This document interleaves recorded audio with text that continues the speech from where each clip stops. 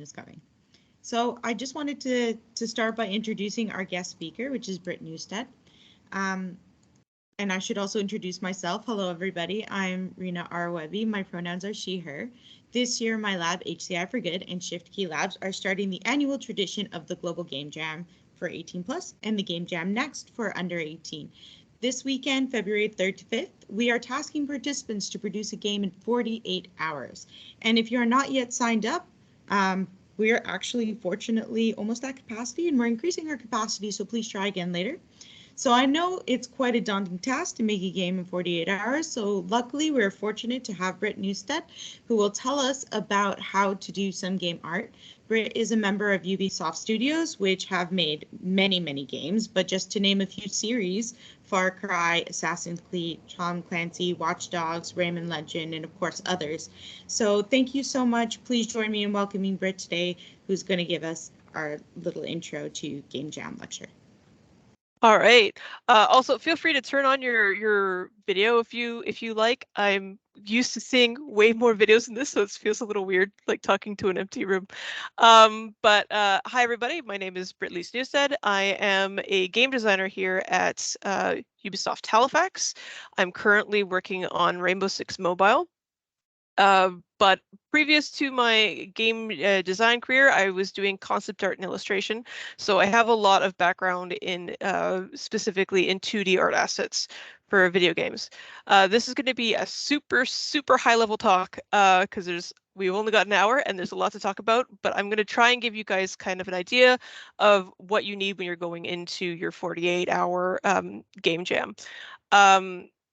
We're going to really briefly talk about concept art because you probably aren't going to use much of it, but it's still very useful for when you're working on things. So concept art is basically your very high level. I'm going to just draw what I'm thinking about putting into this game. You're probably very used to seeing some really intricate, really well-detailed illustrations that come out from game companies that say, okay, here's our concept art. That's probably only about 5% of the actual art that gets published, because those tend to be a lot more nicer, specifically for marketing purposes. But as far as concept art as far as concept art goes, the most important thing is just being able to get your ideas down in a format that other people can understand. So a lot of it is really basic sketch work. You can see here some of my character designs. These are way more elaborate even than what you're going to be wanting to do at this point. For a game jam, I really recommend just having a little notebook and scribbling in it for concept art specifically. And honestly, you can get around a lot of that because you're probably going to end up wanting to use a lot of pre-made assets. For if you guys are using Unity in particular, there are free asset libraries for Unity. But it's always good to kind of get your ideas down on paper or digitally in a way that you can tell the rest of your teammates if you're working on this as a team, or be able to remember for yourself. For the actual game itself, for the 2D assets that go into a game, there's a couple different categories. Probably the one that you guys are most familiar with is going to be textures. So these are things that either wrap around 3D assets or are used on 2D planes in order to actually make sorry, gotta move that, to actually give items and kind of life to your game. The other one that is very useful are sprite sheets. And I'm going to go into those a little bit more in a second. But essentially, textures are 2D images that are used on objects, usually on planes. With Unity and a lot of the other game engines that you're probably going to be using for this, a lot of them already have all of everything that you need to use textures already in there. Unity has a entire texture import thing, including being able to preview it on 3D objects. Some other ones, such as RenP and a couple of the other like smaller game dev engines that you might be using, require you to put them into a library. So there's a few things to note about putting assets into a video game in general. One is that either you can do it based on a lot of time when you're using Unity, especially for a game jam like this, you'll be putting them in individually one by one. You'll say, okay, I need a texture for I need a texture for these rocks here. I'm going to go ahead and dump it right into Unity. But ultimately, when you're actually making games, it's a very good idea to kind of configure a lot of your textures in a way that you can have them all on one sheet. This is done for optimization. We call this particular thing a texture atlas. So it will keep all of the textures that you're looking at and that you need for your game, or at least not all of them. You might need more than one atlas depending on the size of the game, but it keeps a lot of your textures in one place. This means that when the game engine needs to load the textures that it's using, it only needs to load one image.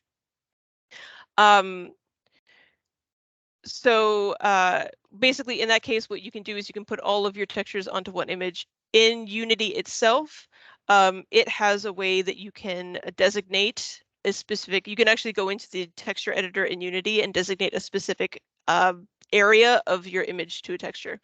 But let's go back a little bit and talk about setting up those images specifically. So I've given you guys a oh, it only works for Dalhousie students. Yeah, unfortunately I couldn't put up the entire list, but I will copy paste that info into the thing as well after the end. Basically what I've done is I've put together a list of software that you guys can use to create 2D art for your games. The ones at the very top are free free or open source software. Sorry, talking too fast. And I've also kind of mentioned below what they're the most useful for. GIMP, if you're used to Photoshop, GIMP is a very old now, but they're still keeping it going version of Photoshop. It's basically pretty one-to-one, but there's some other that have kind of come up that that do a lot more painting or illustration based items. But essentially all you need is some kind of photo manipulating or drawing or drawing program that will let you save off images in different formats.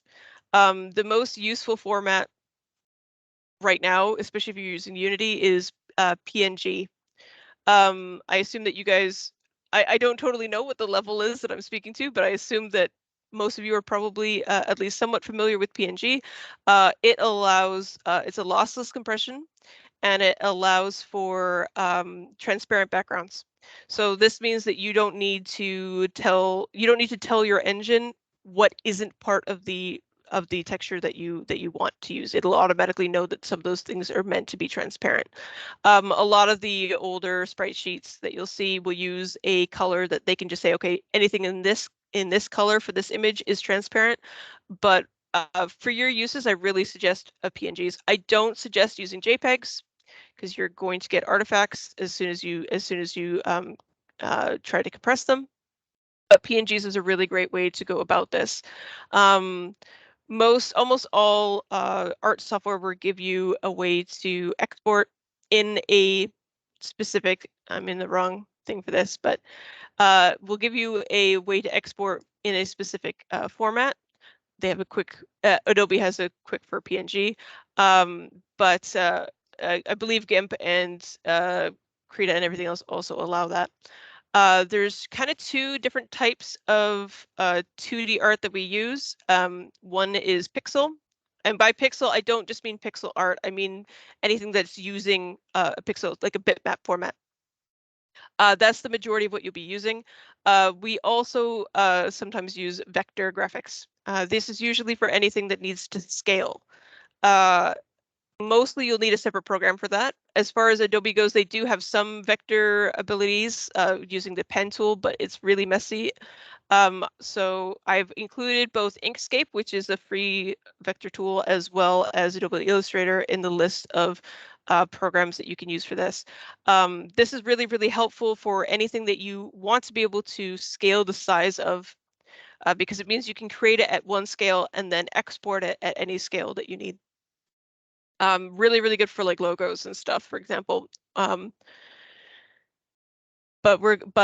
I'm not going to be dealing with any of that right now. But it's kind of a good way also if you don't know how to draw, because it's all with the pen tool, so you can manipulate it using the angles of the line rather than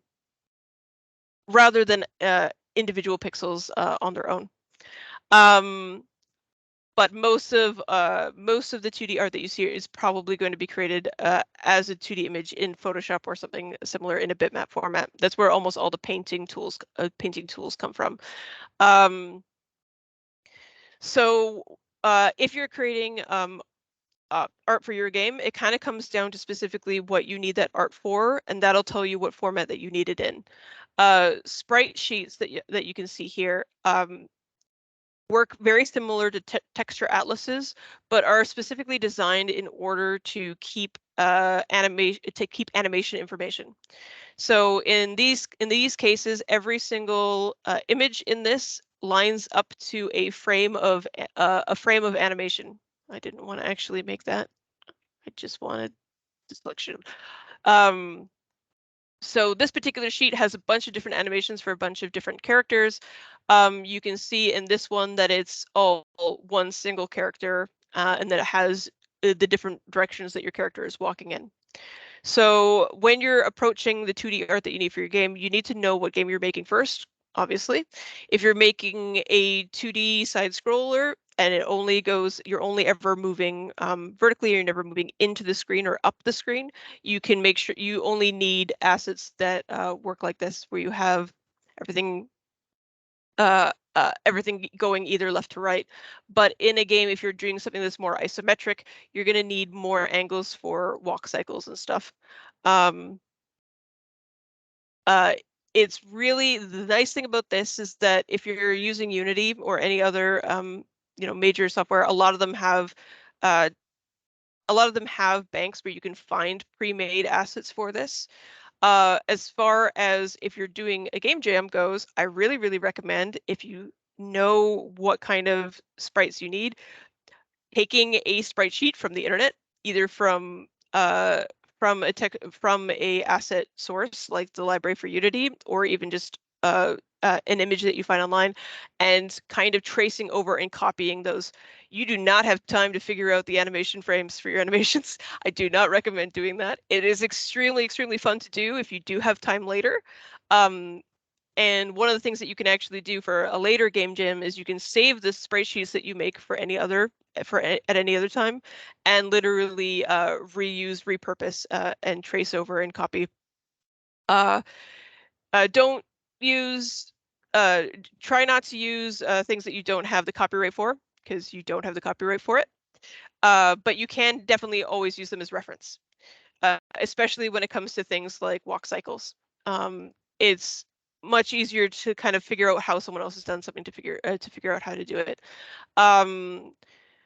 Obviously, characters use animations, but other things that you are going to need if you're doing this kind of animation for is any kind of VFX that you want to animate this way.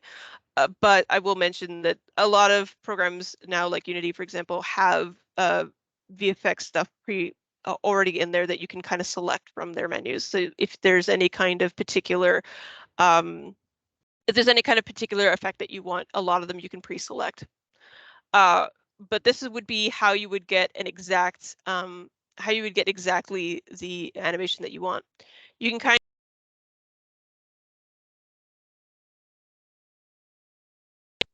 of you're muted. Sorry, how did I get muted? Okay. Where did I last come off? Like 10 seconds ago, maybe. Okay, cool. All right.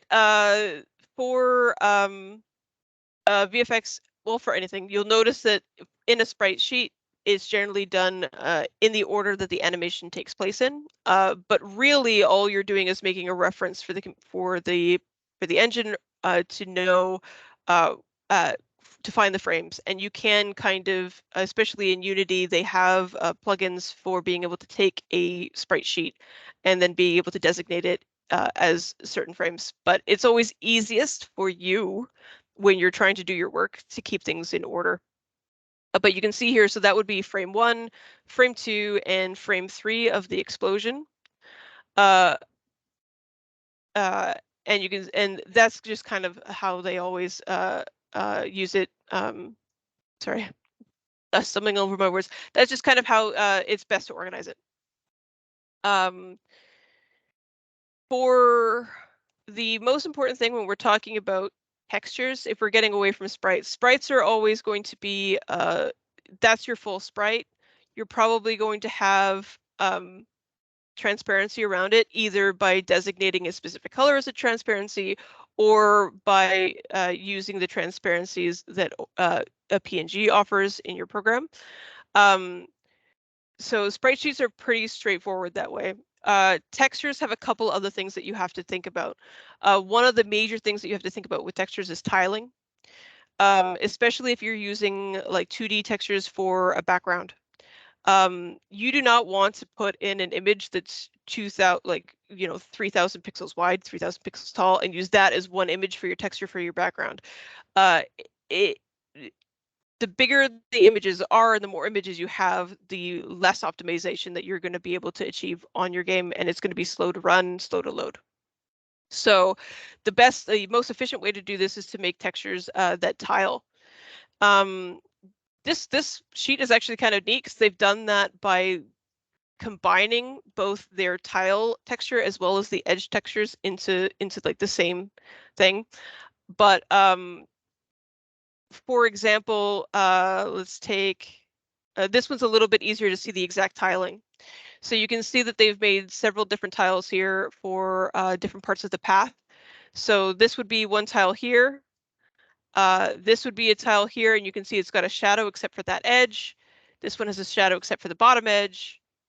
This one's got that L shape, the other L shape on the way, and this one is a circle. So this is kind of how they're defining edge tiles in their game. This is the one that you're going to see the most, and it's going to repeat the most. As well as these two down here. And the key to these is mostly just making sure that if you have more than one of them next to each other, that they're not going to look weird, and they're going to tile properly.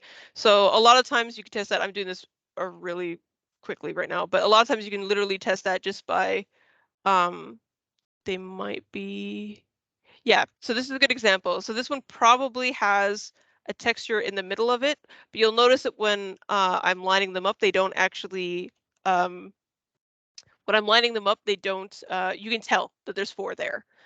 If you're using a texture that properly properly lines up together, you won't be able to see the, we'll just grab this. You won't be able to see the differences between each copy.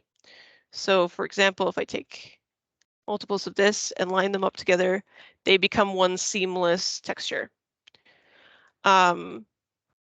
So generally speaking, what you want to be able to do is take a image where each of the 4 quadrants lines up together. There's a couple tricks that you can do to do this, especially on Photoshop.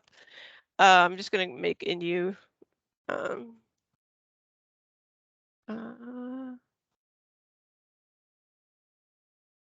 I'm just gonna make a new one. We're gonna make a really quick texture with this. I'm gonna make a texture that is probably for like a we're gonna say it's like for an apple or something. And I'm just gonna really quickly brush some like spots onto it. So because it's like bruised, I don't know.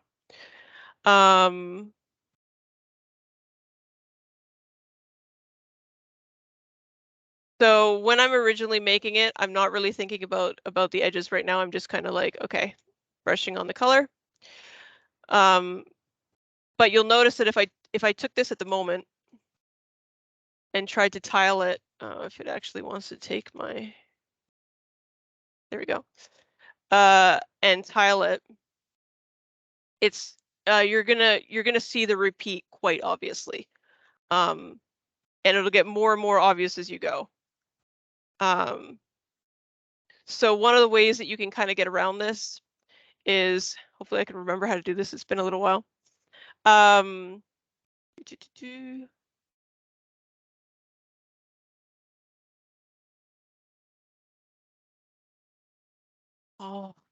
it's been a little while since I'm gonna have to look it up real quick.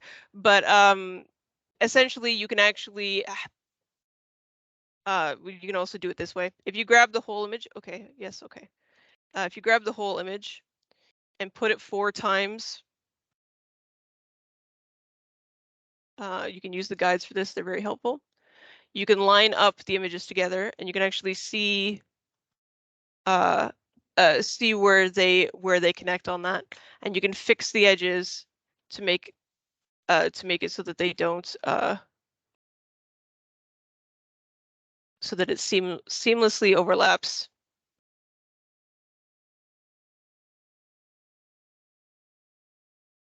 And then when you take it back, oh, it needs to take the whole thing. Then when you go back to tile it,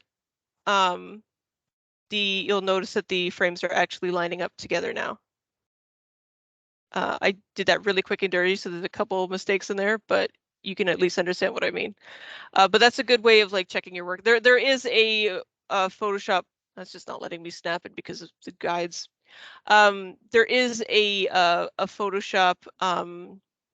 There is a way to automatically do that in Photoshop, but I have not set that up right now. It's usually better to go back and forth between it until you get something that lines up. But that's kind of the rough and dirty way of making a tiling texture. There are a few basic rules with tiling textures. You'll notice that I broke one of them already. This here, you'll notice, repeats very obviously in every single tile. You want to try to avoid any singular part of your texture that really stands out, because the more times you repeat it, the more obvious is that's going to be. You'll notice this especially if you're playing like N64 games. And they have the tiny tiles and you can tell that they're repeated. Obviously, the bigger the texture is and the less times that you repeat it, the less times you're going to see that. But you can also get away from that just by editing the texture to be more uniform across the whole. You can also, one of the things that is super useful is if you wanted to say, if you had a photograph of an image, let's say bricks, that you wanted to make into a lot of these are already textures, but let's take one that isn't necessarily already a texture image. You can kind of do the same thing with these. Oh, are you actually going to copy the image? Nope.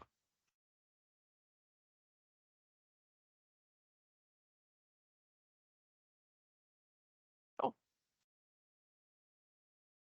We're just using this, we're doing this really hot and fast. Sorry, guys. So if I wanted kind of a brick image, but I wanted it to tile, I can kind of take something like this. You'll want it. You can do tiles that aren't square, but you'll generally speaking want them square. It's just a lot easier to deal with. And you'll want to try and make it so that if, for example, the top of it has the line for the bricks, I want to make sure that the bottom of it ends at the same place, because that's going to be where it overlaps. So I'm just going to do this a little bit so that it's actually there. Okay.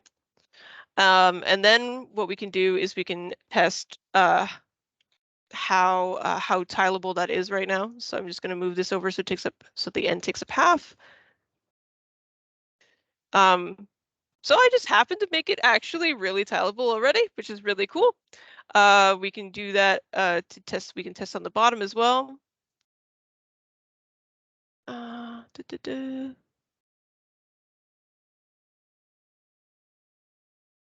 Okay, normally it does not work that well. This might already be. Oh, no, I mean, I took it as a square. But this is kind of an example of how you can take really, really quickly, I could now take that, export it into Unity and have a brick texture. So you can do textures very, very, very quickly if you need to. Again, there's tons of online resources, free resources for textures. I really recommend looking up copyright, Creative Commons copyright, which means that the person who took the image is already given complete rights for you to use it. It means that if you ever produce the game or release the game somewhere, you don't have to worry about someone going, "Hey, you used my picture for this," because they've already released that image freely. The easiest way, of course, is just take your own photos and use your own photos because you know you have the copyrights to those and you never have to worry about it. So that kind of goes over textures a little bit. I'm just going to check something 1 second. Okay.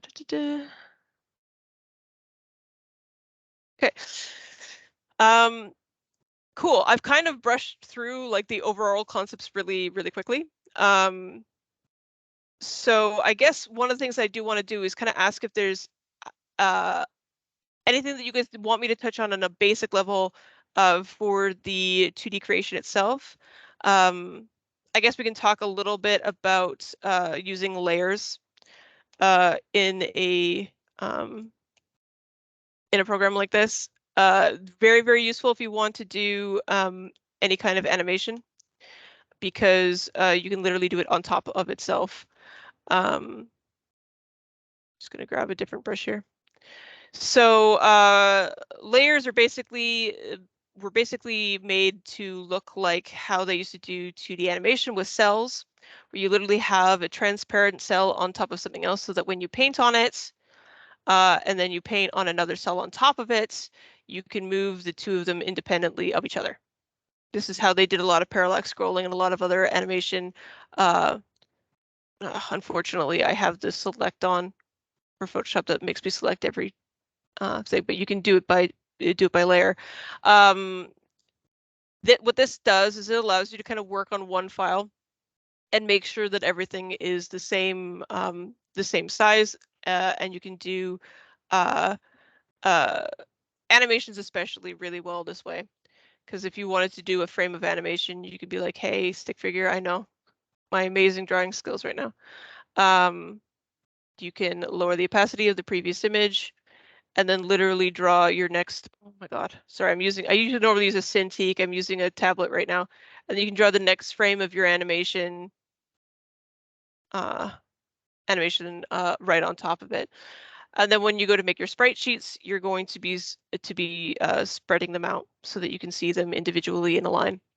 The nice thing right now is that the sprite sheets used to be that you had to designate a certain width, like 200.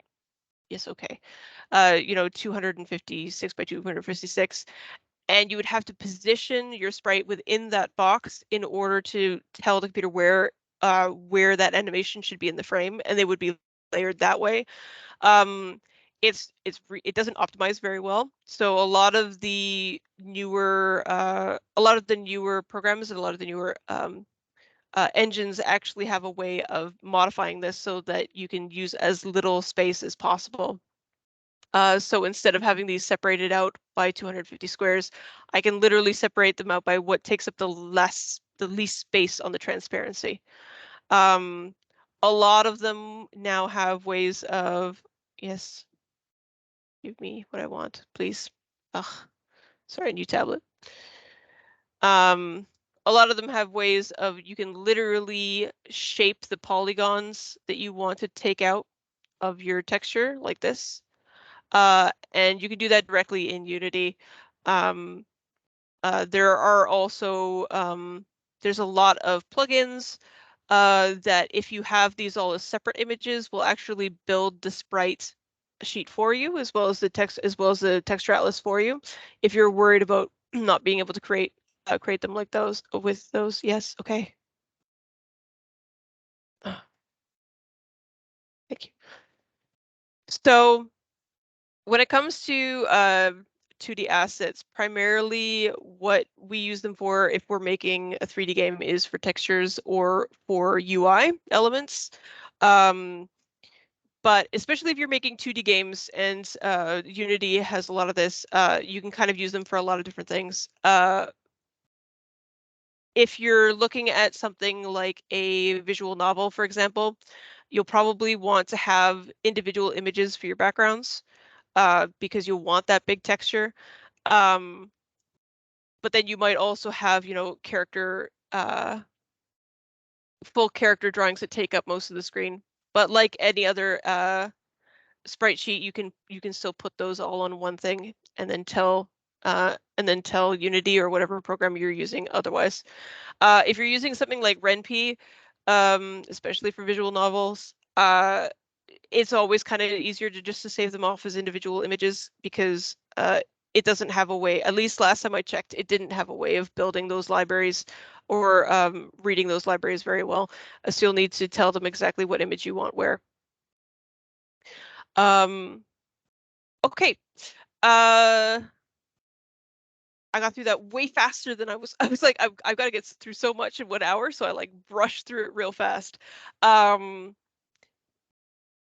you guys have any questions that you want to ask at this point? Otherwise, we can talk a little bit about online sources for 2D art if you don't have time to make them, which I've already dipped into a little bit, but we can talk about it. Okay, I don't see any questions, so we'll go into assets. One of the, especially if you're using Unity, this is probably one of the best resources that you can use for it. This is just the asset store. Sure, we can go over 2D tiling again. See if we can right, Adobe application for that. Yes, there is a Adobe app that's literally called Animation. That is probably where you want to be doing that right now.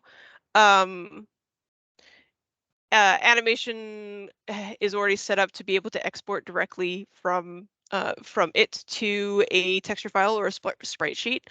I don't have Adobe Animator. I don't have Adobe Animator on my computer right now, so I can't show it directly. But it will often take, if you paint something in here, you can literally put it in there and then animate it from there. It will splice once.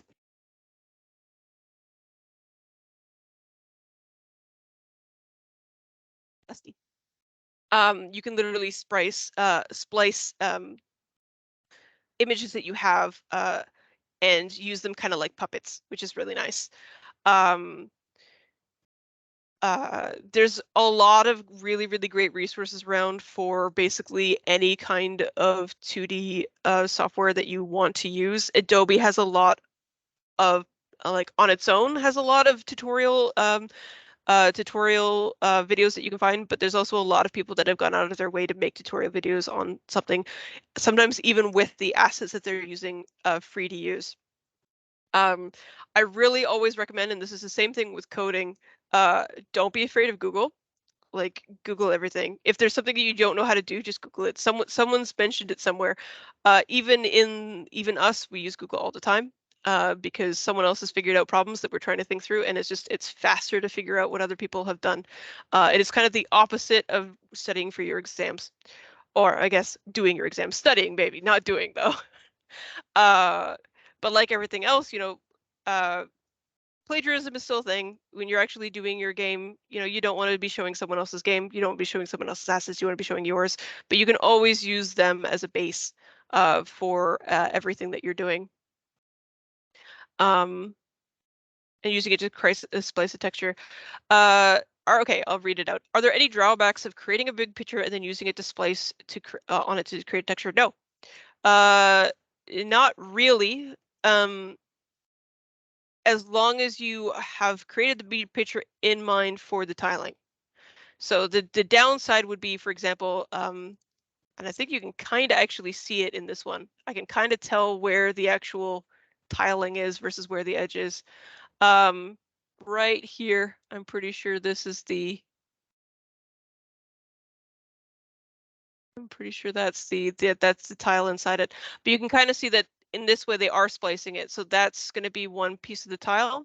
That's going to be another piece. That's going to be another piece.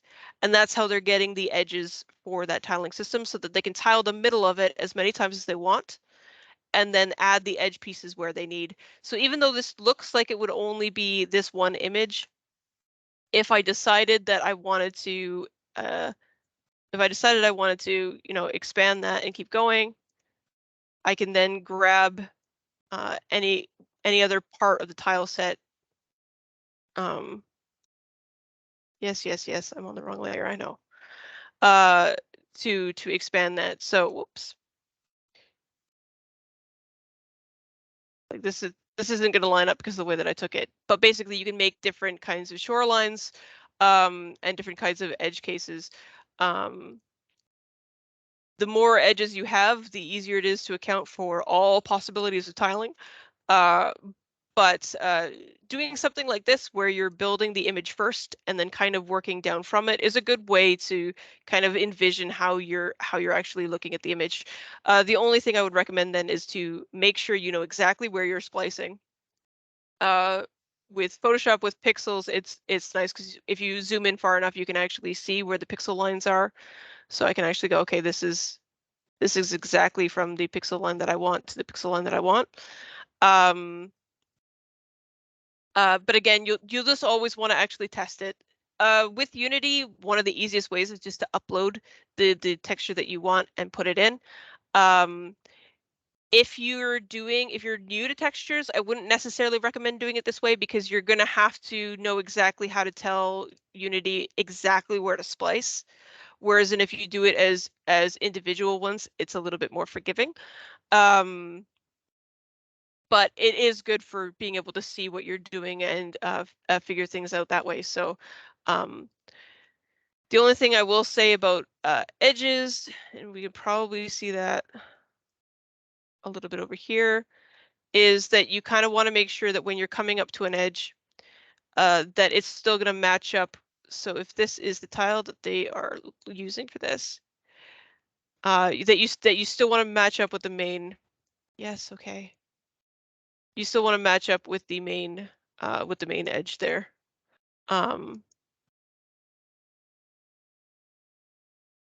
So that yeah, this one is specifically for this, but if we take it to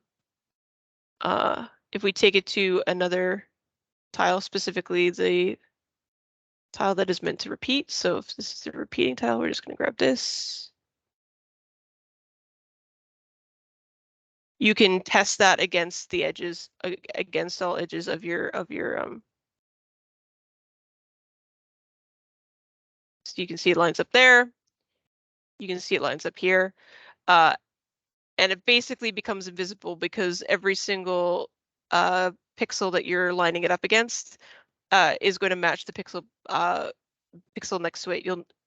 The nice thing with this texture is that it's mostly fine, but you'll be able to see it if I did something like this texture is really made really well, so you can kind of move it around a lot. But generally speaking, it's most seamless when it's like this. Obviously, it will not be seamless against the edges if you're doing it on the wrong edges, and the purpose of this is that it's supposed to match the edge of one of the other pieces of the texture. So for this one, for example, yes, okay, sorry, I keep clicking Control C and sort of Control Shift C. So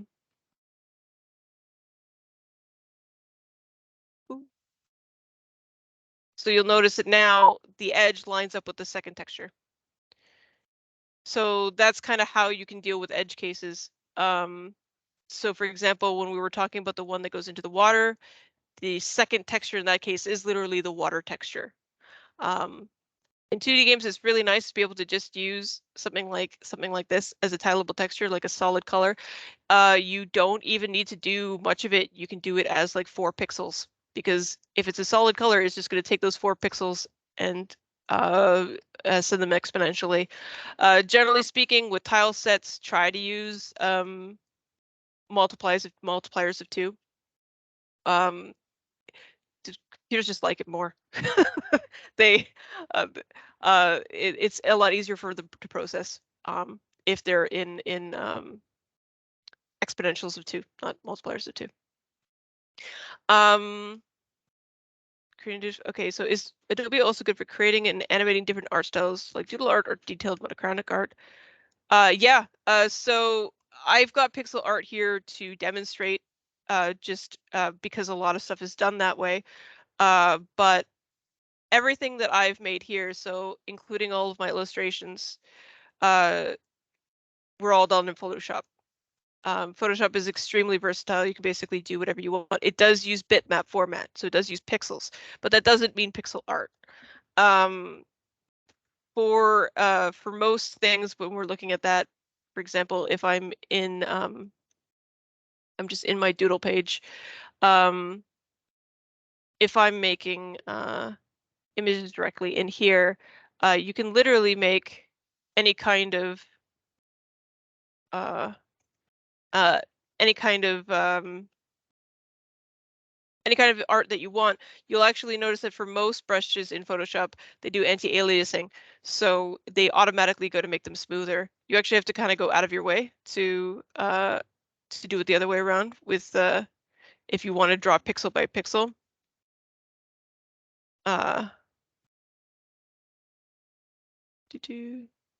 Yes, give me a pencil tool, please. And the pencil tool is the best way to do that. So when you're drawing with a pencil tool, it'll do pixel perfect, which means that it'll fill up that little square pixel exactly for the exact amount. For most brushes on Photoshop, though, they're meant to look like, or they're meant to give the impression of a real brush, or something that you'd be painting with, and thus can fill up, and thus will have a lot softer edges.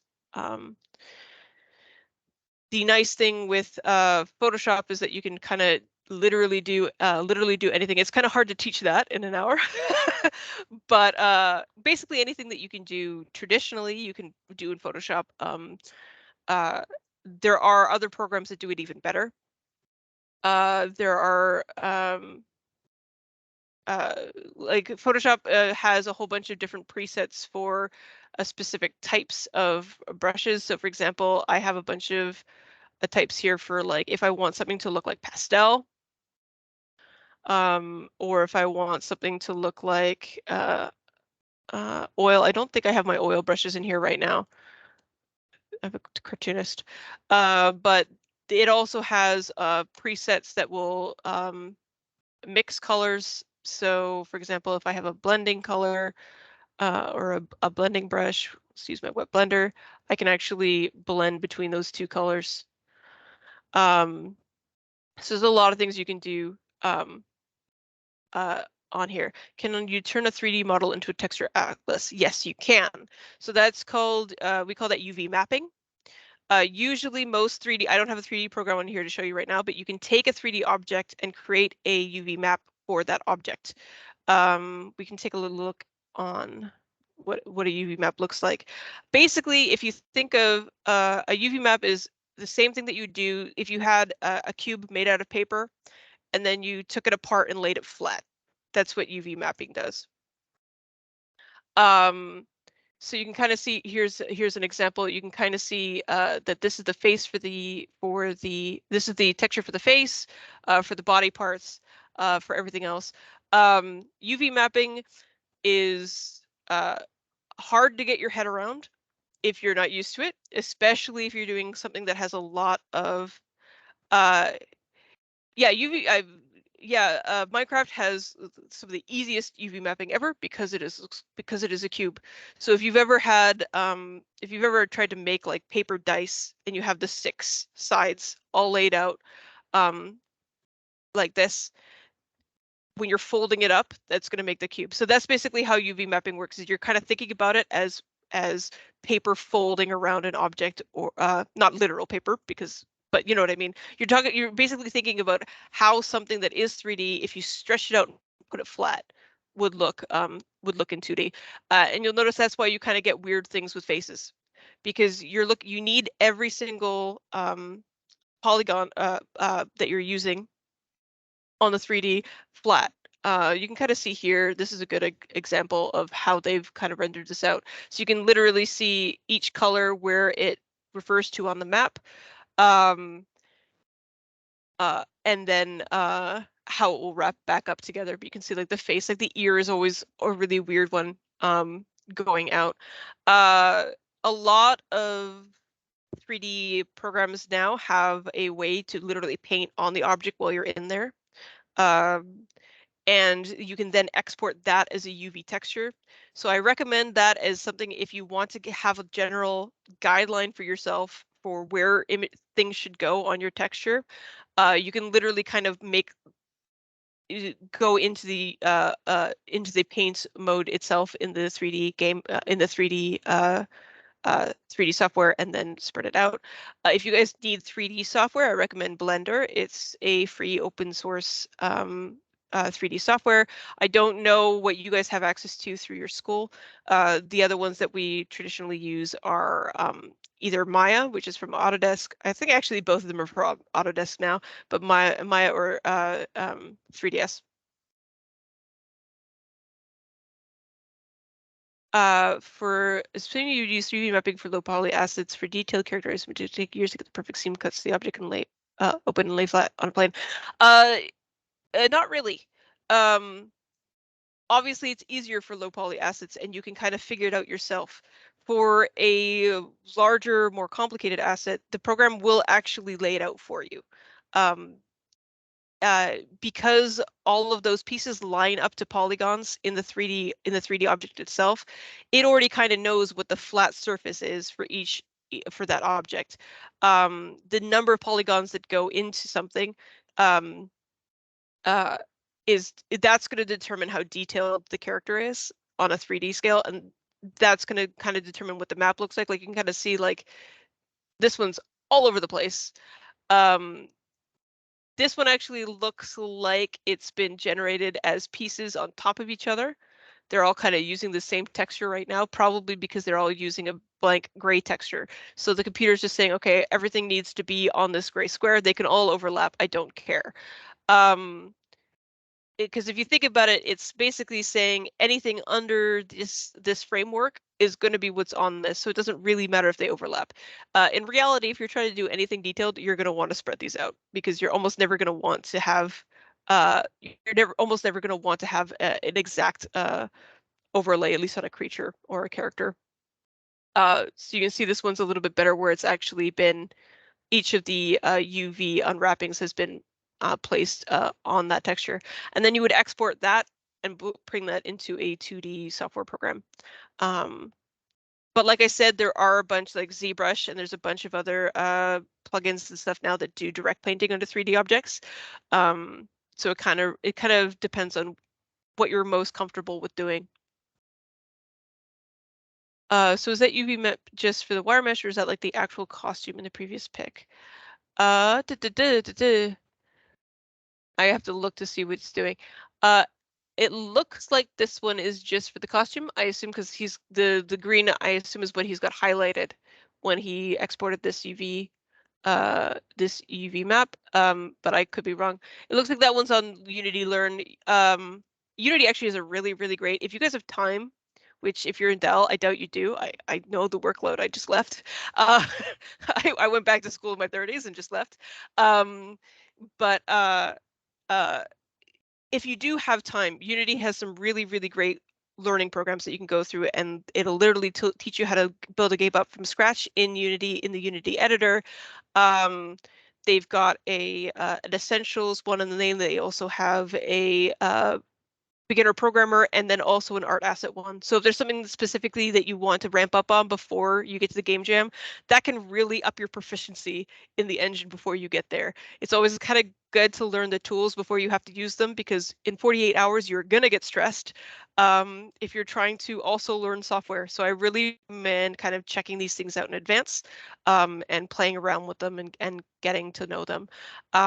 The nice thing with Unity is that it also comes, you can also, they also have resources specifically to build games up from a base. So if you want to build like a specific 2D game or a simple 3D game, they kind of have everything already in there. But I'm going to let Ben talk about that more when he goes into his Unity discussion. We're getting into his stuff rather than mine. But I do recommend it. I'm just going to go back and read up.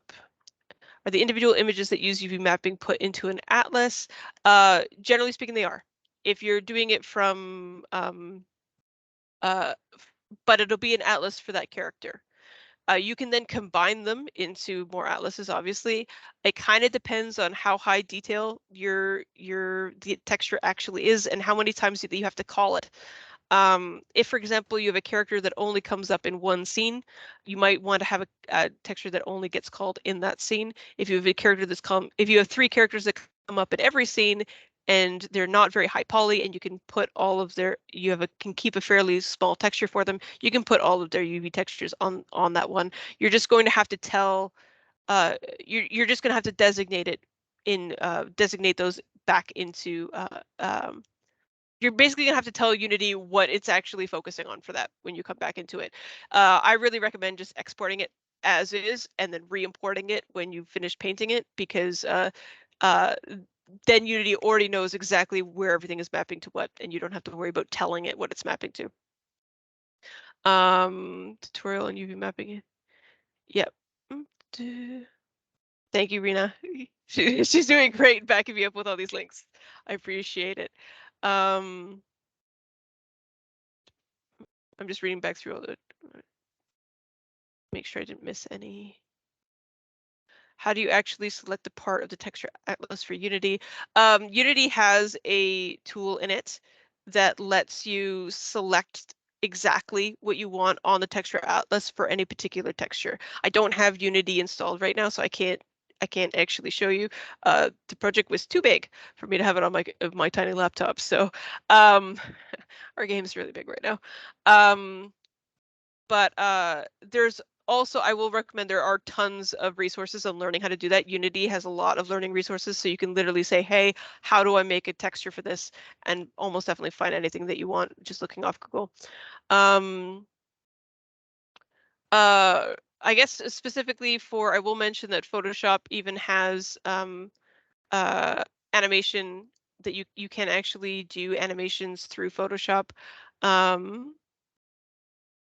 believe is it under, no, it's not under actions. Oh, timeline, I think it is. Yeah, timeline. So we're gonna create a video timeline. So it's kind of ramped up a lot since it basically now have something that looks a little bit like Premiere Pro. But if you're doing animations, you want to see them in the game. What it basically does is it takes each layer as a frame. So it considers each layer that you have in Photoshop to be a frame in your animation, and then pulls that onto the track as a layer. And then basically you can say, okay, well, I only want these frames to show up at these times. Yeah.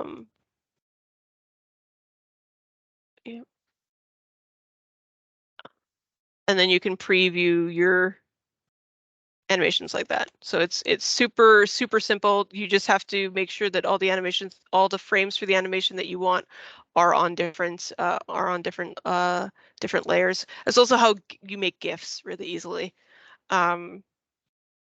Generally speaking, when you're working with games, I don't recommend saving them as GIFs, though. I recommend saving them frame by frame as a sprite sheet. Just, you're not going to lose. You don't want to lose anything to compression, and if you save it as a GIF, I don't know how well Unity likes those, and it's not going to look as good. Can we use more than one atlas, and so how it would affect performance? Yes, you can. You absolutely can. In fact, the way that Unity is set up, probably from the get-go, is assuming that every single texture is using a different resource. Generally speaking, these days, it's not as much of an optimization issue, especially if you're making a 48-hour game. You're probably not going to have to worry about optimization too much. You probably just aren't going to have enough textures. But if you're making a game like we are, and you have probably 100,000 textures, you kind of need to condense them. So that's where it comes in really that's where it comes down really tightly. The more textures that you're calling, the longer it takes to call things, obviously. But generally speaking, with modern engines and modern computers, you know, the number of textures that you can call in a fraction of a second is high enough that you don't really need to worry about it. But if you are in a circumstance where you're noticing, okay, I'm seeing a lot of lag on this for some reason, there's a couple ways that you can get around that I'm sure Ben will talk about when he gets into his Unity lecture. But one of those is by condensing the number of resources that it has to call. And that's where we would use a texture atlas for that. All right, we're at 1:30. I have a couple minutes if anybody wants to ask a couple more questions, but then I gotta go. So actually, we might need to save the questions because I need to give you your outro. So I just want to say thank you so much, Britt, for coming in and teaching us. Can we have a round of applause for Britt? Also, I wanted to let you know about some of the other tutorials. So at 4:30 today, we have a tutorial by Angela Siegel on beginning programming. Sorry, that's 4 p.m. today. And that's either in person or online. As that was mentioned, there is a Unity tutorial with Ben, and I believe that is on the Thursday. You can sign up for any tutorial on the shiftkeylabs.ca/ggj. And yeah, thank you so much for everyone for attending, and a special thanks to Britt. I hope we see you at the next Game Jam. I will try my best to be there in person next year. Have a good time, guys. Good luck. Have fun.